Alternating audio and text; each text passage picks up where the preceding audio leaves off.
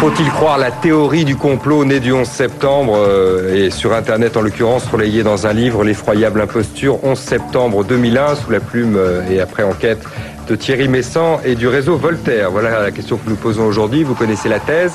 Il n'y a pas eu d'avion sur le Pentagone et il s'agirait d'une forme de complot interne à l'Amérique et aux États-Unis pour légitimer en partie, mais pas seulement, il y a au-delà et on va y aller, la guerre sainte, dites-vous, contre Ben Laden. Vous êtes notre invité. Merci encore Thierry Messant.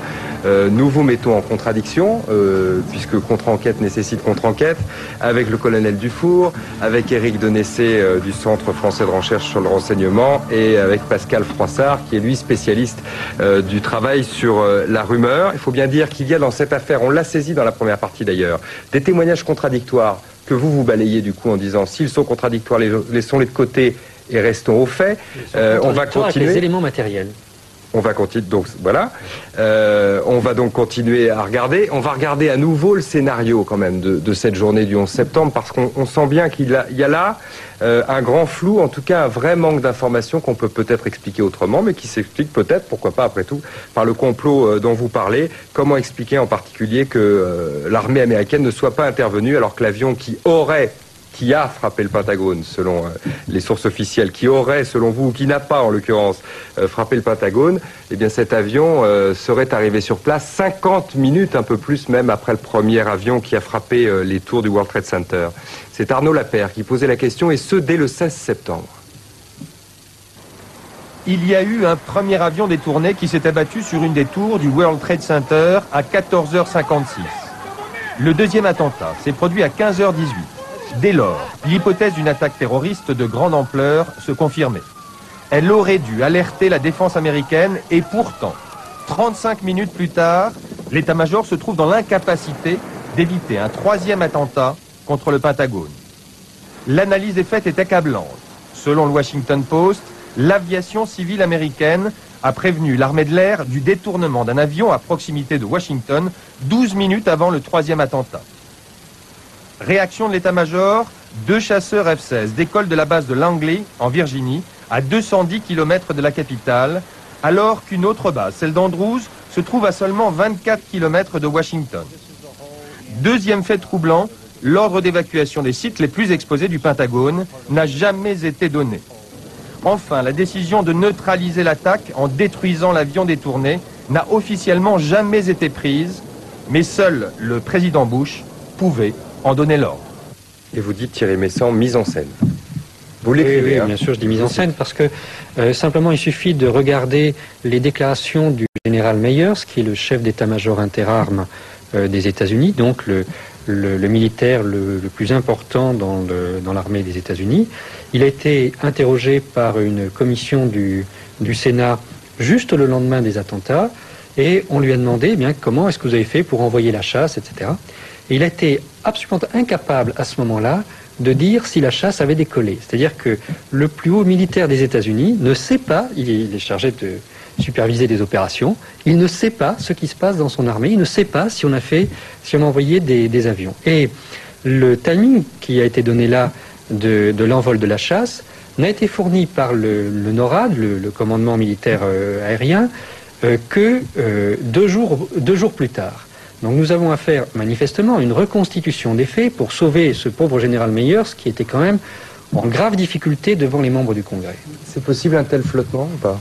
Absolument. Les attentats ont eu lieu dans un laps de temps relativement court. On ne prête qu'aux riches, mais les Américains, même les Américains, ne sont pas capables de réagir devant un événement aussi invraisemblable, aussi incroyable, aussi effroyable que celui-ci, et de donner en plus l'ordre de frapper ou de descendre un avion de ligne américain par des avions américains. Ça n'est pas raisonnable, ça n'est pas vraisemblable de le croire. Ça n'est pas possible et c'est tout à fait logique que les Américains n'aient pas réagi. Alors il y a eu ce décollage de 2 avions, mais c'est un décollage, je dirais, presque de routine. Il y a sur les bases américaines comme sur les bases françaises des patrouilles d'avions qui sont prêtes à décoller en moins de 2 minutes. Et là, il y a eu un ordre qui a été donné, mais qui n'était pas forcément donné par le chef d'état-major, le Joint Chief of Staff des États-Unis. Il était donné par presque un décollage de routine. Oui. Et en plus, il y a peut-être un autre aspect qu'il faut prendre en ligne de compte, c'est que le fait que peut-être aucun avion ne s'est écrasé sur le Pentagone ne remet pas en question l'ensemble des attentats du 11 septembre et du fait qu'on prête derrière une opération Ben Laden. Donc, moi, Vous êtes d'accord avec ça, quand même? Non.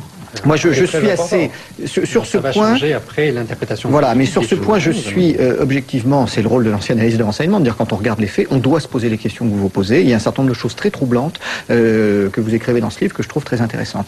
Maintenant, au-delà sur la façon dont fonctionne un système politique, un système militaire et surtout les services de renseignement dans ce genre de situation, je pense qu'elle a une appréciation en partie légèrement décalée. On a tendance à trop prêter en termes de pouvoir, de capacité d'action à ces organismes. En réalité, on est tombé sur ce qu'on appelle la loi de Murphy, qui est la loi d'enchaînement des probabilités les plus négatives, qui sont probablement succédées. Et les mensonges ou les absences de chef d'état-major des armées? Sur ce point, et vous le dites aussi dans ce livre, il est tout à fait plausible, et c'est probablement la réalité, que les Américains, c'est-à-dire la CIA et le FBI, pour protéger une piste d'enquête, aient cherché délibérément à fausser la version officielle des faits, donc y compris quand on voyait l'explosion tout à l'heure, c'est vrai que ça ne ressemble pas en termes de pyrotechnie, en termes de flammes, à l'explosion que fait un avion lorsqu'il vient percuter quelque chose. On le voit bien. Vous êtes prêt à en douter, autrement dit. Sur cet aspect-là, tout à fait. Sur l'avion du Pentagone. Rappelez-vous, les premières réactions de journalistes dans les heures qui suivaient les attentats disaient que c'était un attentat à la voiture piégée.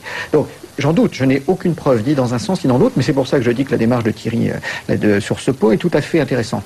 Maintenant, dans l'interprétation que vous en donnez, là je prends quelques distances en disant, connaissant le fonctionnement des services, s'il y a la moindre piste qu'il soit utile de protéger pour que l'enquête permette d'arriver à un résultat, ils ont tout intérêt. Et il y a un executive order de la présidence américaine qui dit, pour des questions de défense et de sécurité nationale, le président et le Pentagone sont autorisés à mentir, y compris à la population, pour préserver sa défense malgré elle, en quelque sorte. Je pense qu'on a affaire typiquement à un cas de cette nature. Vous permettez d'aller un tout petit peu plus loin par là. Quand on sème le doute sur une affaire comme celle du Pentagone, on sème le doute sur la suite. Vous le faites d'ailleurs dans votre livre d'une certaine manière. Vous remarquez dans un passage qui est quand même un tout petit peu compliqué, donc on va s'y arrêter. Vous faites remarquer qu'il y a eu dans le World Trade Center, semons le doute, moins de morts qu'il n'aurait dû y en avoir. Vous dites il y aurait dû y en avoir 4080, il y en a eu 2843. Ce que j'explique, c'est que... Pourquoi? Et vous dites, attendez, il a fallu une intervention préalable pour que de nombreuses personnes, au moins celles travaillant dans les étages supérieurs, soient absentes de leur bureau à l'heure dite, ce qui est quand même, là pour le coup, gravissime. Voilà, on nous dit que à cette heure-là, il y a entre 30 et 40 000 personnes qui se trouvent dans le World Trade Center. Lorsque le premier avion percute la première tour, les personnes qui se trouvent dans les étages supérieurs n'ont aucune possibilité de s'échapper. On voit même des gens se jeter par les fenêtres de désespoir. Vous pouvez évacuer le bas de la tour et vous pouvez évacuer la deuxième tour avant qu'il ne soit trop tard, mais les gens des étages supérieurs sont perdus. Or, quand on fait la moyenne des habitants, des occupants de cet immeuble, on a donc un chiffre des personnes qui se trouvent dans les étages supérieurs qui est nettement supérieur au bilan total des victimes. Donc il y a un problème pour s'expliquer ce différentiel. L'aléatoire, le hasard ne vous convient jamais. Attendez, c'est pas ça. Je me pose une question et j'essaye de voir s'il y a une réponse. Or, nous avons le témoignage d'une société israélienne qui a été publiée au départ par Haaretz, le journal de la gauche israélienne, qui a donné lieu à des interviews... L'équivalent du Monde en Israël. Voilà, qui a donné des interviews à CNN, des interviews à d'autres médias encore, et qui explique que 2 heures avant les attentats, ils ont reçu un message les informant que des attentats allaient être commis au World Trade Center à New York. Ils ont donc pris l'initiative, pour essayer de sauver les gens qui se trouvaient là-bas, de prévenir les autorités américaines. Mais peut-être celles-ci n'ont-elles pas pris ça très au sérieux. Alors, toujours pour sauver les gens qui se trouvaient là-bas, cette société qui est un leader en matière de messagerie électronique, a pris l'initiative d'envoyer des messages sur les pagers allumés dans cette zone. Donc il y a des gens qui ont reçu un message venant d'une société dont ils n'avaient jamais entendu parler, leur disant il va se passer quelque chose. Alors on ne connaît pas exactement le libellé du message, puisque maintenant même c'est un secret d'État, paraît-il. Bon, donc on a envoyé un message pour les prévenir, et il y a des gens qui ont pris ce message au sérieux et qui sont partis. Mais vous vous rendez compte que de là à affirmer que, puisque vous parlez d'une société israélienne comme certains, la rumeur a couru, alors on va venir à la rumeur justement, de là à affirmer que Israël est derrière cette affaire-là et qu'elle a prévenu ses ressortissants et ceux qui partagent la même religion qu'est la religion d'État. C'est une présentation extrêmement malhonnête des choses. Et moi, je tiens c'est Al Jazeera qui a fait cette présentation-là. Oui, le journaliste qui a dit ça a été viré depuis. Hein. Ouais. Bon. Donc moi, je tiens à ce qu'on... Mais allons au bout des choses, parce que pour le coup, quand vous dites des choses comme ça nous emmène là aussi. C'est extrêmement important. On a essayé, dans un but idéologique qu'évidemment chacun comprend, de conclure de cette chose-là que Israël était à l'origine de ces attentats, ce qui n'est pas du tout le cas. On a au contraire vu des Israéliens essayer d'empêcher ces attentats. Donc on devrait leur en être reconnaissant. Moi, je vais réagir sur un autre point de vue. C'est vrai que dans les jours qui ont suivi l'attentat, on a parlé de la responsabilité israélienne, du cartel de Medellín, de l'extrême droite américaine, et puis on a commencé à dire aussi l'attentat a eu lieu à un moment où il y avait le moins de monde possible dans ces immeubles, et tout ça étant pour créditer une certaine piste d'extrême droite. Il ne faut pas oublier non plus la psychologie des terroristes auxquels on a affaire. On a affaire à des gens qui veulent frapper le symbolique, qui ne veulent pas faire un nombre de victimes, même si le nombre de victimes du 11 septembre est énorme. Leur but, c'est de retourner contre l'Occident l'arme de la télévision en frappant les États-Unis au cœur de ce qu'ils ont de plus symbolique. 3000 morts quand même, pardonnez-moi. Oui, non, mais c'est quelque chose d'important. Mais dans l'esprit des terroristes auxquels on a affaire, ce qui compte, c'est pas tant le nombre de victimes que de frapper les représentations mentales. Et tant qu'on essaiera d'analyser, quand on sait comment ils fonctionnent, on ne comprendra pas les buts qu'ils visent. C'est Il est possible, pour revenir à cette affaire-là, qu'une société privée israélienne ait pu avoir des informations dont ne disposaient pas les services américains, l'armée américaine. Personnellement, ça me semble délirant, mais... je voulais que ce soit dit, quand même, colonel Dufour. Pas rigoureusement impossible, on ne saura jamais, mais on pourrait demander aux gens qui ont reçu ces messages, a-t-on fait des statistiques, a-t-on interrogé les gens prévenus par Pager? Est-ce que le problème dans cette affaire n'est pas que finalement la chape de plomb militaire est retombée trop tôt après le 11 septembre et qu'il y a un défaut d'information? Et est-ce que c'est pas ça qui fait naître la rumeur, pour en venir à vous pour le coup? Le fait est que je dirais l'inverse. Je crois qu'on a été confronté le début des événements à une hyper information et que on a le plus grand mal en fait à faire le tri dans cette information-là. Je parlerai donc moins de rumeurs que de compréhension de l'événement et je crois que donc le livre ici fait partie d'un ensemble possible d'interprétations qui contrecarrent des informations et des interprétations officielles. Sur un plan purement, comment dire, avec tout le recul des universitaires justement, eh bien, je peux juste dire non, nous sommes dans un contexte où il y a énormément d'informations. Nous sommes juste en train de chercher ce qui fait sens et de voir. Là, je suis un peu fasciné par le fait que tout le monde s'accorde au moins pour dire qu'il y a des tas de zones d'ombre. Ouais. Objectivement, oui. Oui, lorsqu'on ne met pas le doigt dessus, on les voit pas, ces zones d'ombre. Par conséquent, j'arrive un petit peu, finalement, avec surprise sur ce plateau, en me disant, ah tiens, on me pointe du doigt des zones d'ombre. Le problème est toujours le même, c'est est-ce que lorsque je montre quelque chose du doigt, est-ce que je montre le doigt ou est-ce que je montre la chose, hein, vous connaissez le proverbe. C'est donc, pour moi, enfin... Donc, pour moi, un problème... l'attendons, c'est ça que vous êtes en train de dire. Oui, c'est ça. Mais c'est mon luxe, hein, c'est le luxe des universitaires d'avoir le temps et d'avoir le temps d'analyser sur plusieurs semaines, mois, années, ce que les invités ici présents n'ont absolument pas. Est-ce qu'il n'y a pas dans la rumeur ou dans la théorie du complot, pour élargir un peu dans cette théorie qui marche pas mal généralement dès qu'il s'agit de contrecarrer l'ordre établi ou d'être politiquement incorrect parfois, est-ce que l'un des ferments n'est pas le fait qu'il puisse y avoir un moment ou un autre mensonge d'État, même si c'est dans les détails? Oui, mais autrement dit, est-ce que les Américains n'auraient pas intérêt à tout dire? Oui, voilà. Mais je crois qu'il ne faut pas non plus leur prêter plus qu'ils ne peuvent. Autant, c'est vrai, quand on voit des images comme celle du Pentagone, on doit se poser la question. Techniquement, quand on connaît comment marchent les organismes de l'intérieur, il est bien plus facile. Moi, je me pose plus la question quand je vois l'interview d'Oussama Bin Laden. Aujourd'hui, la NSC, tous les systèmes de manipulation de l'image, on peut vous monter 40 minutes de bande de Ben Laden disant le contraire de ce qu'il a dit et vous le diffusez sur... Donc en termes de manipulation, même quand on analyse la rumeur, si on ne connaît pas les outils dont disposent les services secrets pour essayer soit faire d'intoxication, soit pour modifier un certain nombre de médias, de bandes vidéo en direction de l'opinion publique, on n'a aucune idée de la façon de ce que l'on peut analyser. Deux choses. D'abord, par rapport au temps dont nous disposons, évidemment, nous devons nous positionner maintenant parce que de la compréhension que nous avons de ces événements dépend toute une politique en matière étrangère et militaire. Moi, je suis heureux de constater... C'est militant de certaine manière, votre Absolument. de manière claire. Hein. De manière claire.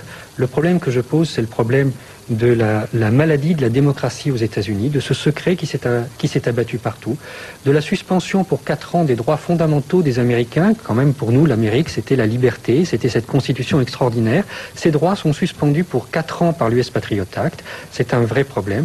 Moi, je suis fier que la France ait été le premier pays au sein de l'Alliance Atlantique, à émettre des réserves sur cette politique américaine de on court en avant comme ça et tout le monde est censé suivre derrière sans poser d'objection, alors que rien n'est clair, que, on l'a dit, il y a énormément de zones d'ombre et qu'on ne peut pas légitimer d'une politique sur des zones d'ombre pareilles. Est-ce qu'il y a, pour en terminer, sur cette rumeur, pour y revenir, est-ce qu'elle peut durer ou est-ce qu'elle va faire long feu ? Mais celle-là, je veux dire, si on la compare à d'autres qui ont pu naître, Diana assassinée sous le pont de l'Alma par les services secrets anglais, un missile qui aurait abattu le Boeing de la TWA de New York, est-ce qu'il y a là des éléments qui peuvent lui permettre de durer ? Bien honnêtement, moi je ne vois pas de rumeur dans tout ceci. Je vois une polémique en train de naître, une polémique avec des intérêts assez importants, haut placés. De rumeurs, je n'en vois guère. Même sur Internet, en ce moment, on fait une espèce d'hypertrophie d'Internet en disant c'est d'Internet que naît cette polémique. Pour moi, la polémique naît de quelque chose de très matériel. C'est, je ne sais pas combien de pages, 200 pages. C'est ce bouquin. C'est quelque chose aussi de matériel, un auteur. 75 000 exemplaires vendus, ça c'est matériel aussi. Donc tout ceci est évidemment repris sur Internet et le site du réseau Voltaire est parfait, il est très bien fait, il y a même une version en anglais, donc c'était très très bien conçu. Je dirais le plan marketing, si on peut utiliser le terme, bien que ce soit un petit éditeur et que donc on peut imaginer qu'ils n'ont pas les mêmes moyens qu'un gros éditeur, etc. Mais le plan marketing est parfait. Donc pour moi, tout le discours qu'on tient sur la rumeur et Internet est un petit peu une sorte d'hypertrophie d'Internet. Est-ce que ça n'est pas, alors, puisqu'il parle de marketing, c'est quand même intéressant, est-ce que vous n'avez pas distordu la réalité pour l'amener au service de votre thèse qui est l'Amérique est devenue une dictature? Non. Nous, alors c'est, comme vous le dites, c'est un travail militant. On a cherché à propager des idées. Alors bon, la propagation des idées se fait toujours par les mêmes techniques, qu'elles soient dans le domaine commercial ou dans le domaine politique. Bon. Pour ce qui est de la rumeur, moi je veux dire que nous nous fondons sur des faits. Donc avec le temps, on va essayer de clarifier tout ça. La rumeur, c'est ce qui est entretenu par des articles de presse comme celui du Monde ou celui de Libération, qui ont été écrits par des gens qui ont refusé de lire le livre et qui donc le jugent sur des mythes, sur leur représentation, pas sur la réalité. Eh bien, jugé sur pièce, l'effroyable imposture 11 septembre 2001 aux éditions Carnot, sous la plume de Thierry Messant, avec précaution et évidemment contre-enquête éventuelle à l'appui. Merci beaucoup à tous les quatre d'avoir été sur ce plateau et place au journal.